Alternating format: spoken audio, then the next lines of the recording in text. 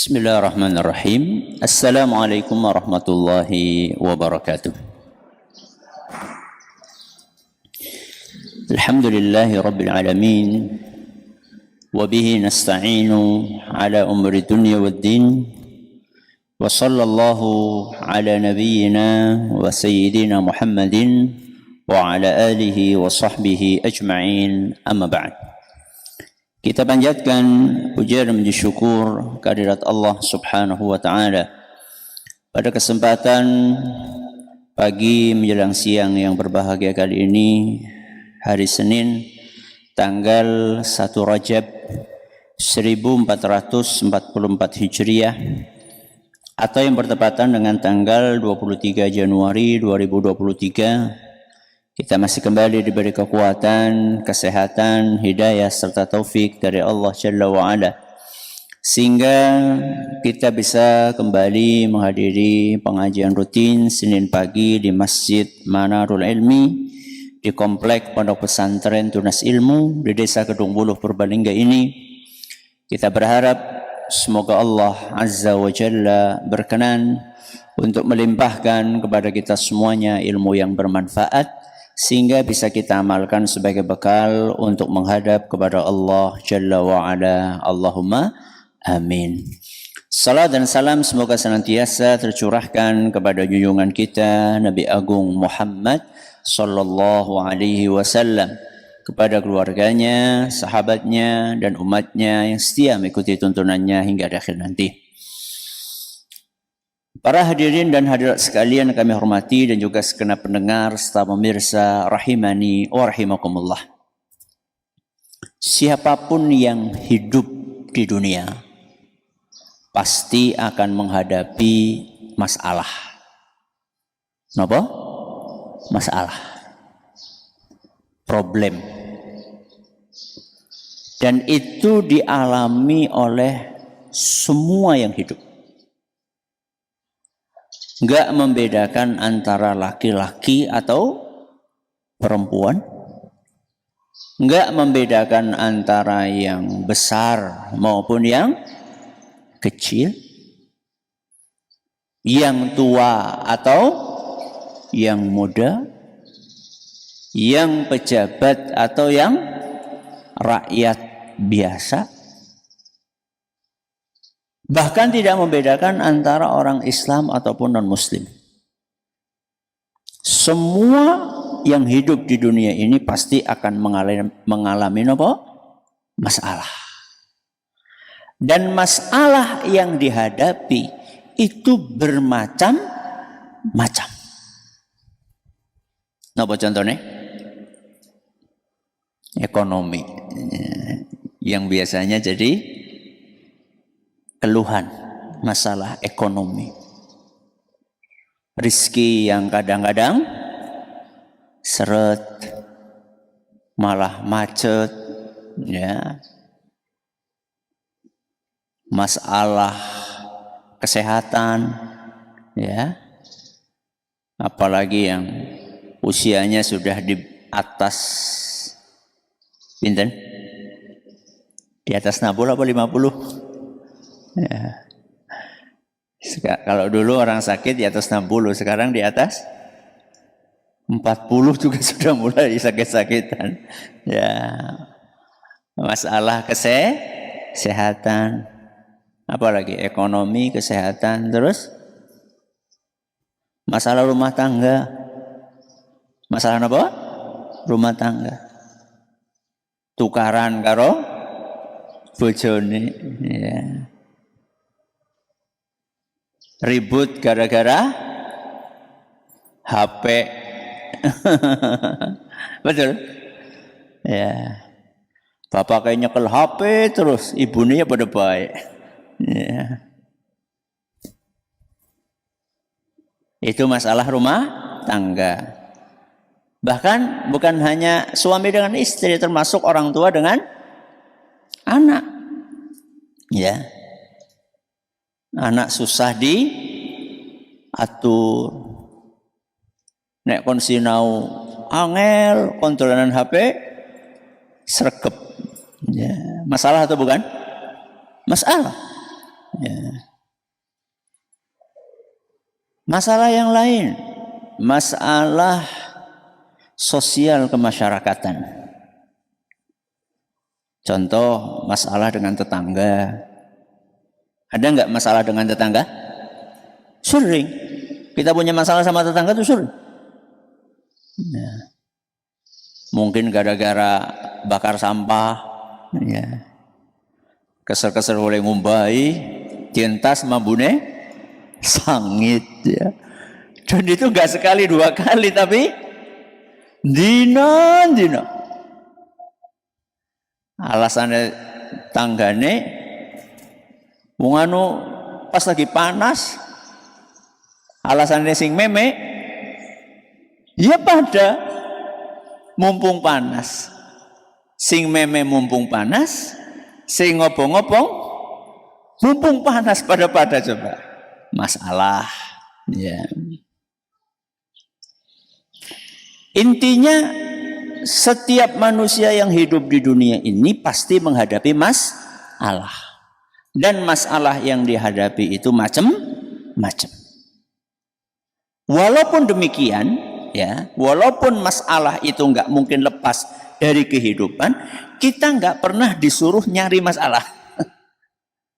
Walaupun masalah itu selalu menghantui kehidupan kita, tapi kita nggak pernah disuruh nyari dan minta masalah.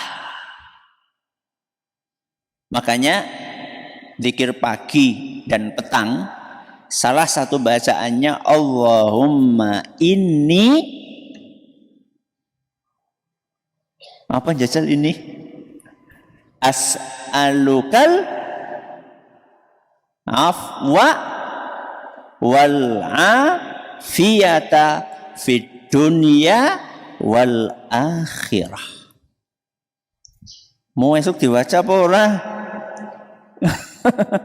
Allahumma inni as'alukal afwa wal afiyata fid dunya wal akhirah. Ya Allah, Allahumma inni as'aluka, sungguh aku meminta kepadamu.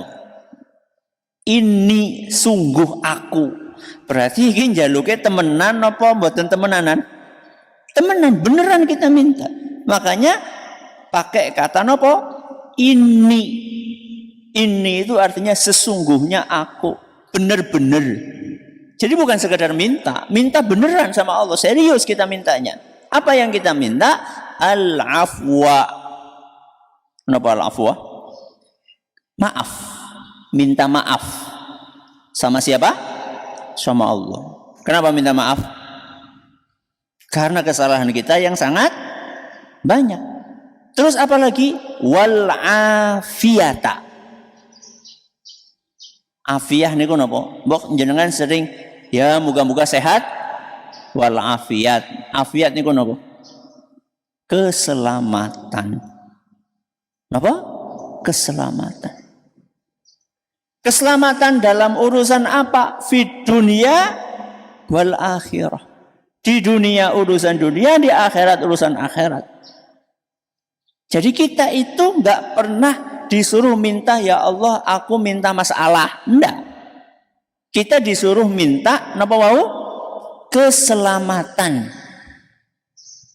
Tapi, ya, kita nggak pernah minta masalah. Tapi kalau datang masalah, pripun?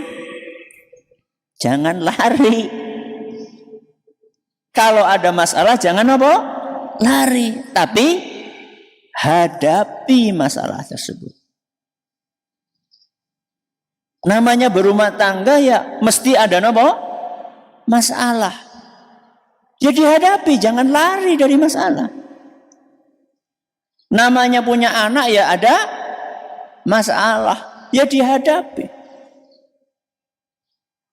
Wah nyong mau ana masalah, nggak mau ada masalah sama pasangan, berarti saya nggak usah nikah. Nggak nikah ada masalah nggak? Ada. Dikiranya nggak nikah nggak ada masalah? Ada. Wah saya mau ada masalah, nggak mau ada masalah dengan anak, ya sudah nikah tapi nggak usah Punya anak, nggak punya anak ada masalah nggak? Ada. Wah, saya nggak mau ada masalah sama tetangga. Saya mau bikin rumah di tengah hutan. Bikin rumah di tengah hutan ada masalah nggak? Ada. Kenapa masalahnya? Ini anak apa-apa jaluk tulung bang siapa? Tetangganya di hutan siapa? Monyet, apalagi. Ya. Apa jenengan kalau kebakaran di tengah hutan terus jaluk tulung ke monyet? Ya enggak mungkin. Jadi kita ini nggak pernah disuruh minta masalah, tapi kalau ketemu masalah itu dihadapi. Nah, menghadapi masalah itu ada yang sukses dalam menghadapinya, ada yang gagal. Jadi orang itu ketika menghadapi masalah, ada yang sukses saat menghadapinya, berhasil melewati masalah itu walaupun masalahnya berat. Dan ada yang gagal menghadapi masalah itu walaupun masalahnya kecil. Oh bisa Ustaz? Masalah besar berhasil dilewati, masalah kecil gagal dihadapi. Kok bisa? Jawabannya yang pertama adalah karena taufik dari sinten? Allah. Kenapa yang ini bisa berhasil, yang ini gagal? Karena yang berhasil ini mendapatkan taufik dari Allah, yang gagal tidak mendapatkan taufik dari Allah. Taufik siapa? Taufik ya tanggaku. Taufik apa? Bantuan, pertolongan, petunjuk. Itu artinya apa? Taufik. Ya. Apa arti taufik? Bantuan, apalagi pertolongan, terus petunjuk. Jadi orang yang sukses itu ditolong sama Allah. Orang yang sukses itu dibantu sama Allah. Orang yang sukses itu dikasih petunjuk sama Allah, solusi untuk menghadapi masalah.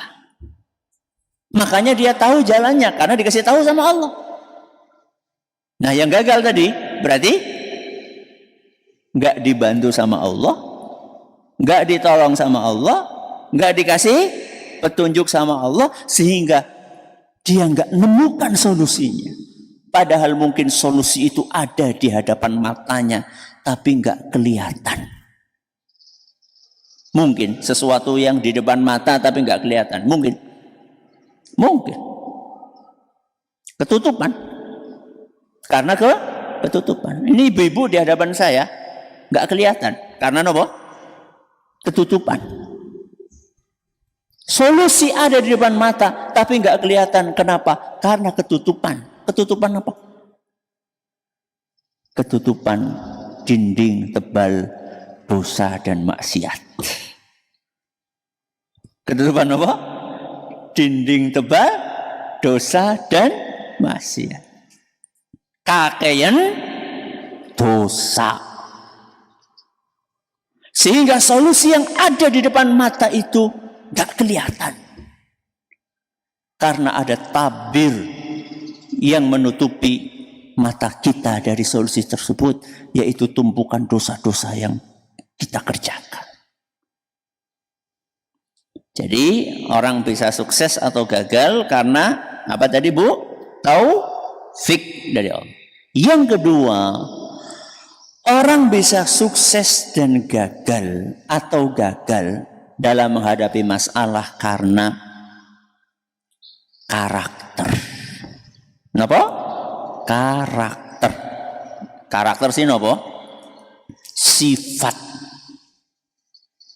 Sifat yang ada di dalam diri orang tersebut.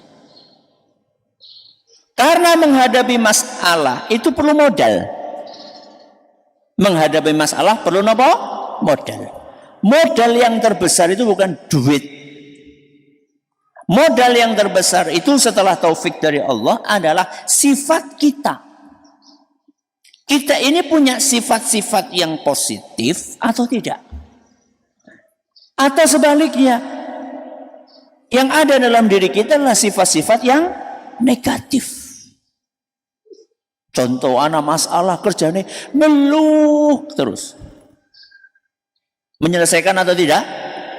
Enggak. Ibu-ibu nek kompore bledos. Pripun, Bu? Aduh kepriwe gitu ya, Bu ya.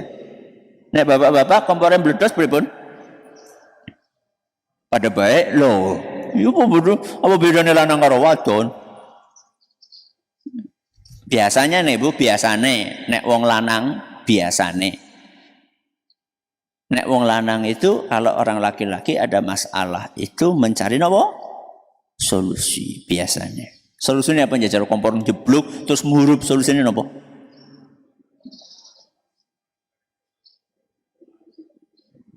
Cari kain.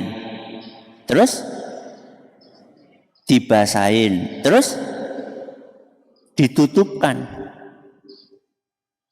Ya. Cari kain, dibasahin, terus ditutupkan makbluk. Supaya apinya mati karena nggak dapat oksigen. Nggak dapat oksigen. Tapi syaratnya kainnya dicemplungakan banyu disit aja kemul langsung dibluk tambah gede. Masukkan bak dulu, baru kemudian dibluk. Itu namanya solutif, ngolet solusi. Jadi karakter, ketenangan, kemudian kedewasaan, pengalaman, itu sangat berpengaruh. Untuk membantu kita sukses menghadapi masalah. Nah, yang akan kita jelaskan di sini adalah dua karakter. Modal menghadapi masalah. Yang pertama adalah kelembutan. Yang kedua adalah ketegasan. Apa Bu yang pertama? Kelembutan. Yang kedua, ketegasan. Lembut tapi tegas. Tegas tapi lembut. Ada sebagian orang itu enggak ngerti, enggak ngeh kalau lembut itu bisa dipadukan dengan apa? Tegas. Jadi ada sebagian orang punya pemahaman kalau lembut ya enggak tegas, kalau tegas ya enggak lembut. Padahal ketegasan dan kelembutan itu bisa jalan bersama. Ya.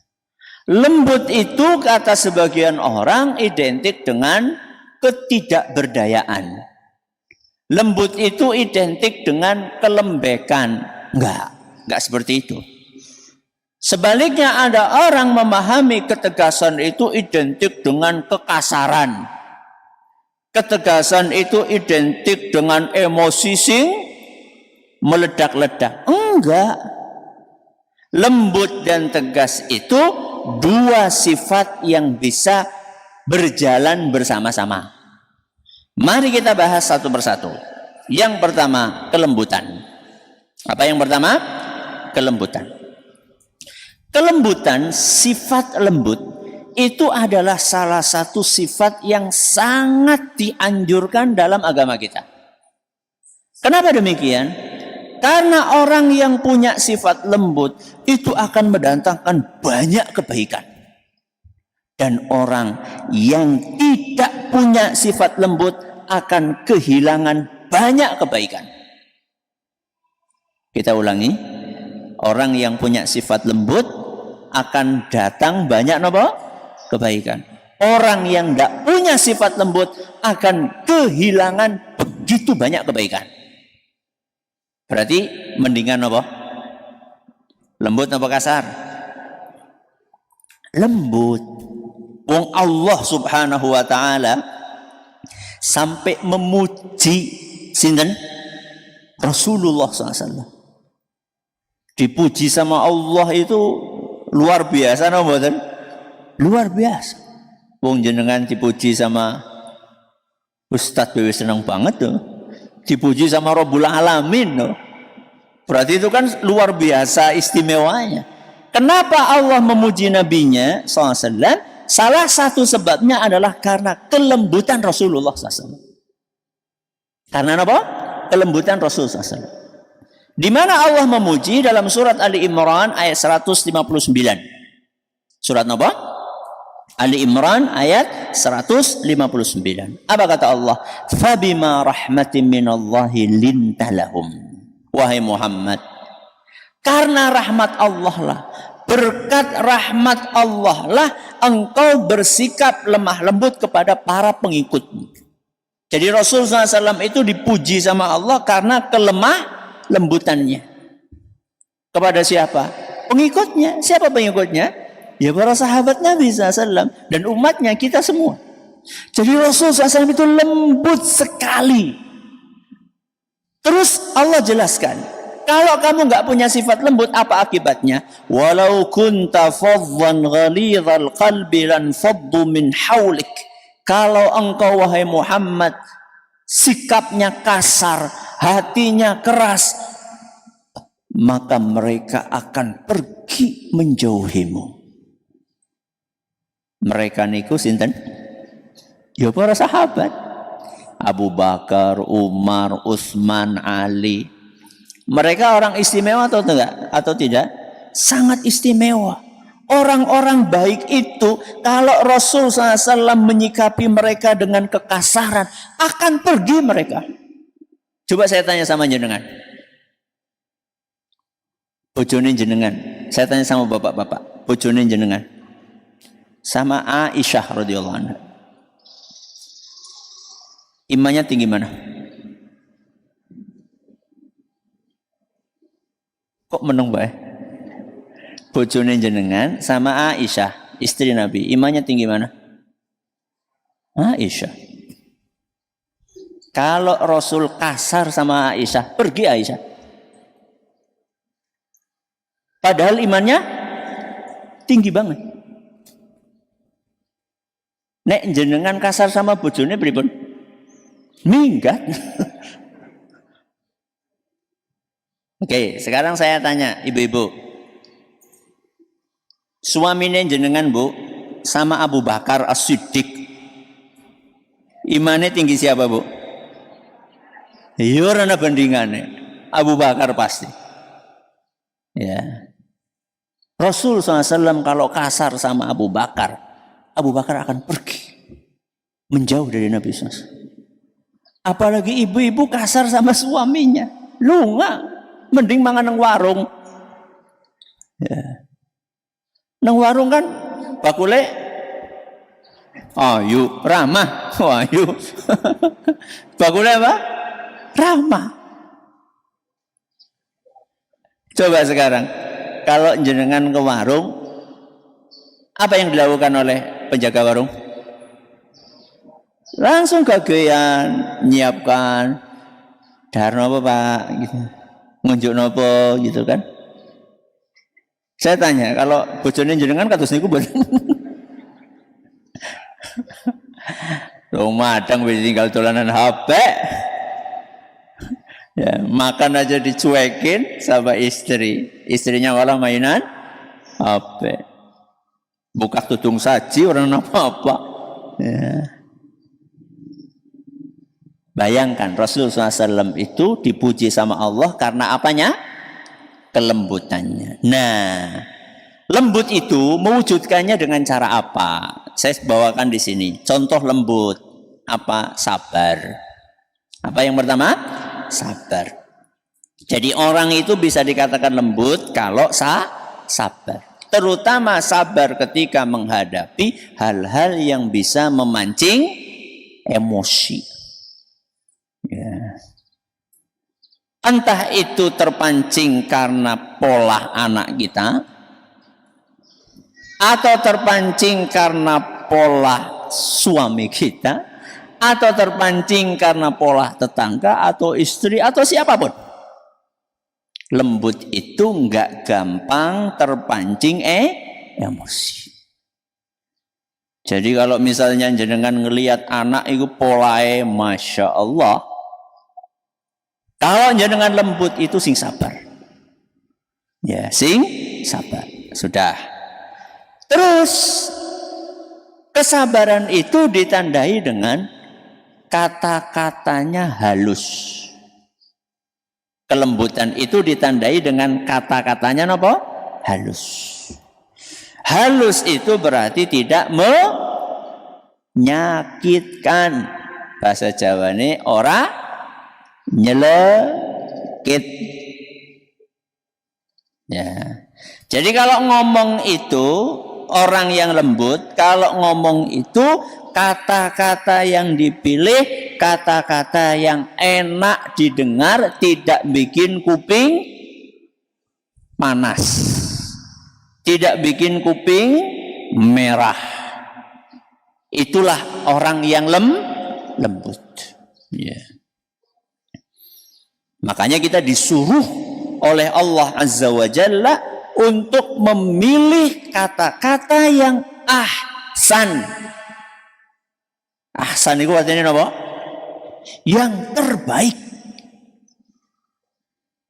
Jadi kita ini dilatih sama Allah bukan untuk ngomong kata-kata yang hasan. Hasan itu artinya apa? Baik. Baik sama terbaik tinggi mana? Terbaik. Kita ini dilatih sama Allah supaya ngomong dengan kata-kata yang terbaik. Berarti kan levelnya bukan hanya sekedar milih kata yang baik, tapi yang paling baik.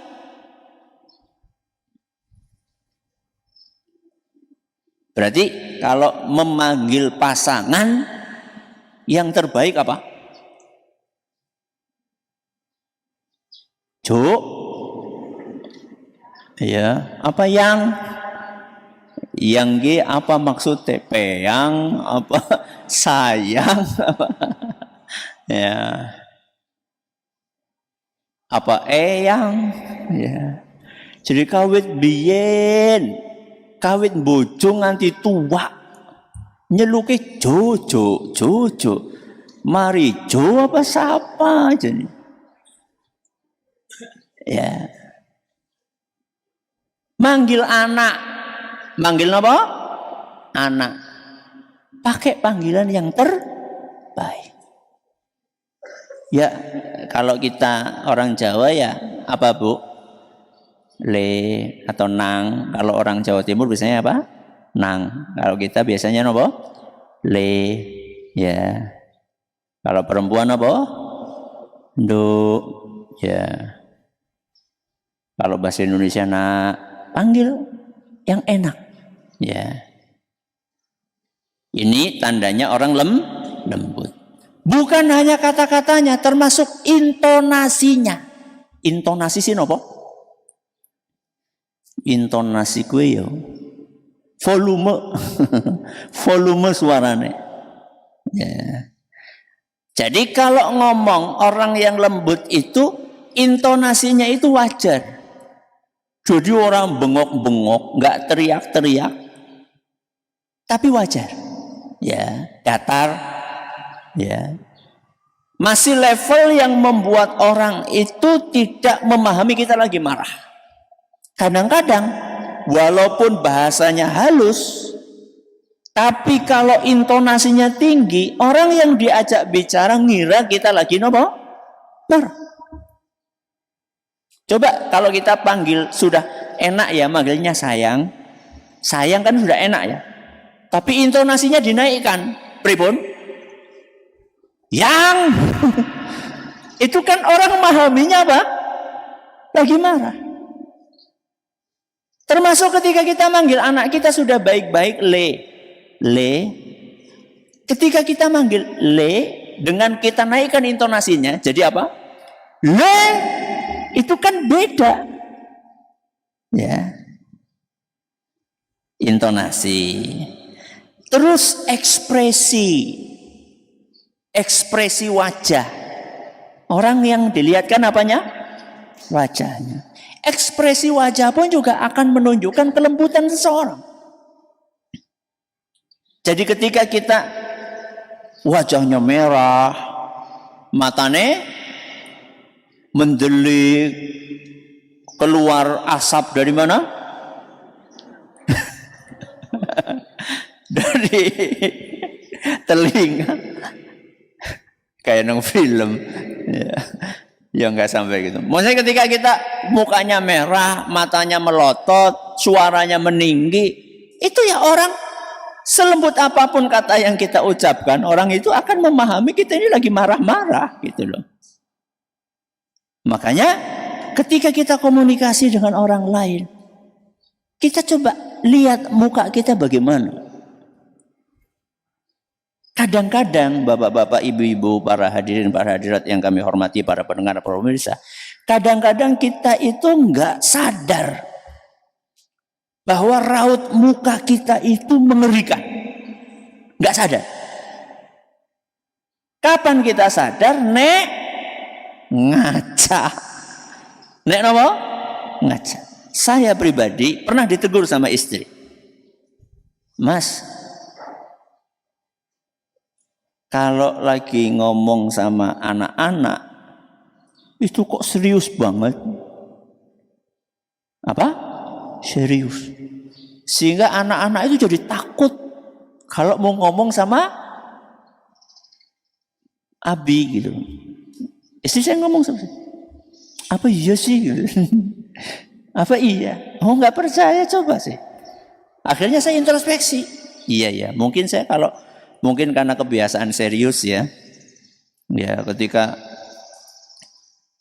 baca buku kan karena waktunya sering dipakai untuk baca buku, untuk nulis buku, untuk belajar. Jadi kan terbiasa kalau orang lagi konsentrasi kan pancen raine ku rai apa? Rai serius gitu loh. Nah, itu kadang-kadang terbawa ketika komunikasi sama anak. Ya, dan anak pahamnya Abi ini nggak ramah. Ya, karena kalau lagi ngomong itu nggak ada senyum-senyumnya. Akhirnya saya perbaiki. Sehingga kalau lagi ngomong sama anak ya merubah merubah ekspresi sehingga dengan senyuman kayak gini. Apa nak? Gimana? Termasuk ketika telepon. Nelpon anak di pondok. Ya, kan kita komunikasi sama anak kan lewat nopo? Telepon ketika di pondok. Itu beda loh ketika walaupun anak nggak bisa ngelihat raut muka kita. Ketika kita ngomongnya gini, Assalamualaikum misalnya, anak telepon kita, Assalamualaikum. Kemudian kita katakan, Waalaikumsalam. Abi sehat? Sehat. Abi lagi apa? Lagi nelpon. Jenengan ketika dengar suara, nggak lihat apa? Raut muka. Itu jawaban yang hangat atau yang dingin? Dingin. Ayo kita bedakan. Anak kita nelpon, Assalamualaikum. Kita jawab, Waalaikumsalam. Ini apa? Hangat atau dingin? Hangat. Abi sehat? Alhamdulillah sehat. Lihat. Ya. Padahal dia nggak lihat muka kita, tapi dengar suara kita. Dia tahu bahwa abinya itu lagi apa? Senang, lagi bombong. Bahkan, ya, saya bukan hanya ditegur ketika komunikasi sama anak, termasuk ketika ngisi kayak gini, ngisi kayak gini. Itu pertama kali saya ngisi itu dikritik sama penonton. Ustadz kalau ngisi serem. Apa iya sih? Akhirnya saya lihat, kan direkam ya, saya lihat. Iya ya orang namanya mesem-mesem ya. Makanya sekarang ini kalau saya ngisi, saya paksa, saya biasakan kalau ngomong di depan kamera itu dengan apa? Dengan senyuman. Alhamdulillah ya, mandan lah. Ya orang kayak mian lah ya. Raut muka. Terus kelembutan itu juga ditandai dari penghargaan. Menghargai orang lain. Jadi kita menghargai orang lain dengan sopan santun. Jadi kita ngomong sama yang lebih tua, apalagi yang lebih tua itu adalah ayah dan ibu kita. Maka unggah-ungguh, ya, tata krama itu harus diperhatikan. Ya. Yang lebih tua, guru kita, ustadz kita, bahkan sampai kakak kelas kita. Ya. Jadi ini termasuk yang harus dijaga oleh orang-orang yang pengen membangun sifat kelembutan dalam dirinya. Sudah, kita pindah. Lembut sudah selesai. Berarti tinggal apa? Tegas. Tinggal tegas. Tegas itu, Bapak Ibu, para pendengar, para pemirsa, itu lebih identik dengan berpegang terhadap prinsip. Tegas itu identik dengan berpegang terhadap apa? Prinsip. Ya. Jadi tegas itu tidak identik dengan kata-kata yang kasar, ya. Tegas itu tidak identik dengan intonasi yang tinggi. Tegas itu tidak identik dengan keberingasan, enggak. Tegas itu lebih identik kepada kekuatan kita dalam berpegang terhadap prinsip-prinsip kebenaran. Itulah ketegasan. Makanya Rasulullah SAW dalam hadis yang diriwayatkan oleh Imam Abu Dawud, dan hadis ini dinyatakan sahih oleh Imam Ibn Hibban, Imam Al-Hakim, dan Syekh Al-Albani, Rasulullah SAW pernah menyampaikan motivasi kepada kita. Apa kata beliau? Alaikum bisunnati wa sunnatil khulafa'ir rasyidin. Apa kata beliau? Wajib bagi kalian untuk mengikuti tuntunanku. Tuntunan sinten? Tuntunan sinten? Rasul. Wajib atas kalian untuk mengikuti tuntunanku, sunnati wa sunnatil khulafa'ir rasyidin, dan mengikuti sunnah tuntunan para khulafa'ur rasyidin. Sinten khulafa'ur rasyidin? Sinten Bu? Pak, khulafa'ur rasyidin sinten? Abu Bakar, Utsman, Abu Bakar, Umar, Utsman, Ali. Rasulullah SAW memerintahkan kita untuk mengikuti tuntunan beliau dan tuntunan mereka. Terus apa kata beliau? Tamassaku biha. Tamassaku niku artinya apa? Berpegang teguhlah dengan tuntunan itu. Kurang, Nabi SAW tambahkan, wa'addu 'alaiha bin nawajid, dan gigitlah tuntunan itu dengan gigi geraham kalian. Maksudnya kemudian jadi kertas ini tuntunan ini di apa? Dicokot itu. Ini adalah bahasa kiasan. Bahasa kiasan dari berpegang erat. Berpegang erat. Aja nganti copot. Makanya yang disebutkan di sini gigi apa? Geraham. Bukan gigi seri. Karena kalau digigit dengan gigi seri gampang copot. Jenengan gigit sesuatu pakai gigi seri, ditarik nopo? Lepas. Tapi kalau gigitnya pakai apa? Gigi geraham, maka susah ditariknya. Alias kalian berpegang eratlah dengan sunnahku, dengan tuntunanku, kata Nabi SAW. Coba jenengan lihat, Nabi SAW gunakan beberapa penekanan. Alaikum, ikuti. Tamassaku, berpegang teguhlah. Addu, gigit dengan erat. Ini semua menggambarkan ketegasan dalam memegang prinsip. Ya. Terus Nabi tambahkan, wa iyyakum wa muhdatsatil umur. Jauhilah ritual-ritual baru keagamaan. Jadi kalau mau beribadah, ikutilah contohnya sinten wau? Rasulullah SAW dan khulafaur rasyidin. Yang baru-baru jauhi. Ya. Ritual keagamaan, butuh sandal anyar, terus apa mending? Kelambi anyar, terus mobil anyar, bukan. Maksudnya adalah ritual apa? Keagamaan. Cara sholat ya kawit biyen subuh pinten? Loro, rosah jadi dikreasi jadi pira? Telu. Kawit biyen sing jenengane puasa wajib nggih wulan apa? Ramadan, ya. Jangan ubah sing wajib jadi bulan Rajab padane. Jadi yang baku-baku dalam beribadah ini ikuti. Nah, berarti kalau kita baca hadis ini, tegas itu artinya adalah berpegang dengan prinsip. Makanya wujudnya bagaimana, bentuknya bagaimana? Satu, istiqomah. Kenapa? Istiqomah. Jadi kalau sudah tahu jenengan ibu-ibu, bapak-bapak, kalau jenengan sudah tahu akidah yang benar seperti ini, istiqomah. Pegang erat-erat. Itu prinsip. Ya. Walaupun akhirnya jenengan diomong di belakang, ya, diomong di belakang oleh orang banyak karena ketegasan jenengan dalam berpegang prinsip, maka nggak usah pedulikan apa kata orang. Itu namanya tegas. Tapi kalau ketemu sama mereka, sing lembut itu berarti mesem. Ada sebagian orang nggak bisa membedakan. Dia pikir kalau kita berpegang dengan akidah Ahlussunnah wal Jamaah berarti nek ketemu karo tanggane besengut. Itu enggak seperti itu. Jadi lembut sama tegas itu bisa dipadukan. Jenengan bisa tidak ikut ritual-ritual yang enggak ada contohnya dari Nabi SAW.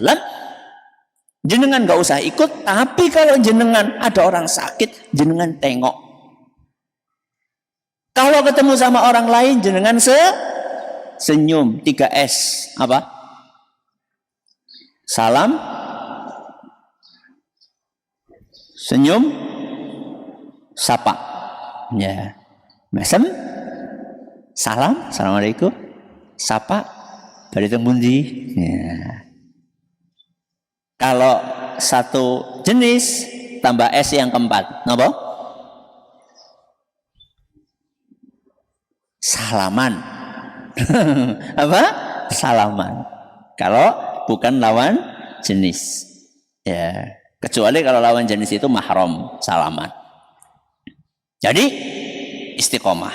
Kemudian tandanya orang tegas itu tidak membiarkan kesalahan. Alias kalau istri kita melakukan kesalahan, suami kita melakukan kesalahan, anak kita melakukan kesalahan, itu jangan dibiarkan. Itu namanya tegas. Terus diapain Ustadz? Ya ditegur. Tapi negurnya dengan cara yang halus. Kuwi sing jenenge tegas lan lembut. Jadi kalau jenengan melihat istrine keluar rumah nggak pakai jilbab, pripun? Apa orang tahu? Bojone jenengan berarti jilbaban terus ya. Kalau jenengan ngelihat istri nyapu di depan rumah, nggak pakai apa? Jilbab, pripun? Diingatkan dong.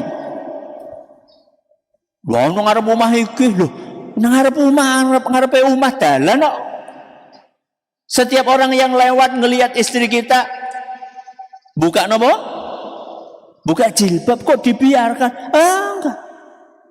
Jangan dengan alasan kita kan harus halus. Halus itu tidak membiarkan kesalahan. Diingatkan. Tapi diingatkannya dengan cara yang lembut. Bu, wis ngaji tahunan. Deneng ora kudungan. Ada nggak Bu yang kadang-kadang keluar nggak pakai kerudung? Hah? Sineng kene? Nji jajal ngacung. Ya, wis ngaji tahunan. Keluar rumah nganggo daster tok. Si kepriwe? Ngajinya gimana? Suami mengingatkan. Anak melakukan kekeliruan diingatkan. Jangan dibiarkan. Anak dolanan HP terus dicurahkan. Diingatkan dong. Fungsi ayah dan ibu mana? Harus tegas diingatkan. Tapi mengingatkannya dengan cara yang baik. Contoh nggak baik apa? Direbut HP-nya terus diponting. Nggak suka ngetokakan duit gondandani. Nah, ditegur yang baik, dinasehati dari hati ke hati, dikasih alternatif kegiatan. Karena anak-anak itu kadang-kadang nggak punya alternatif kegiatan. Tidak disediakan sama orang tuanya. Dolanan ora ditukokaken, sepeda ora ditukokaken, bal ora ditukokaken, sing ditukokaken apa nek? HP. Ya salah dewek. Ya, belikan bola, belikan sepatu, belikan sepeda. Kalau jangan punya uang, nggak punya uang ya yang second juga nggak masalah. Yang penting anak itu punya alternatif untuk kegiatan. Dan yang terakhir, disiplin menerapkan aturan yang sudah disepakati. Jadi kalau jenengan sama anak sudah sepakat, jenengan sama istri sudah sepakat aturan, contoh aturan penggunaan HP. Ayo Bu, sepakat nggih? Nek padane malam-malam habis isya HP diapain? Dimatikan. Ya, siang-siang waktunya istirahat HP dimatikan. Kalau sudah disepakati seperti itu disiplin. Oh, istri melanggar, suami melanggar, diingatkan. Itulah ketegasan. Jangan dibiarkan. Pas banget jam 11. Mohon maaf yang gak ada tanya jawab karena memang temanya perlu dijabarkan. Mudah-mudahan apa yang kita pelajari bermanfaat bagi kita semuanya. Terima kasih atas perhatiannya. Mohon atas segala kurangannya. Mari kita akhiri dengan doa kafaratul majlis. Subhanakallahumma wa bihamdika asyhadu an la ilaha illa anta astaghfiruka wa atubu ilaik. Assalamualaikum warahmatullahi wabarakatuh.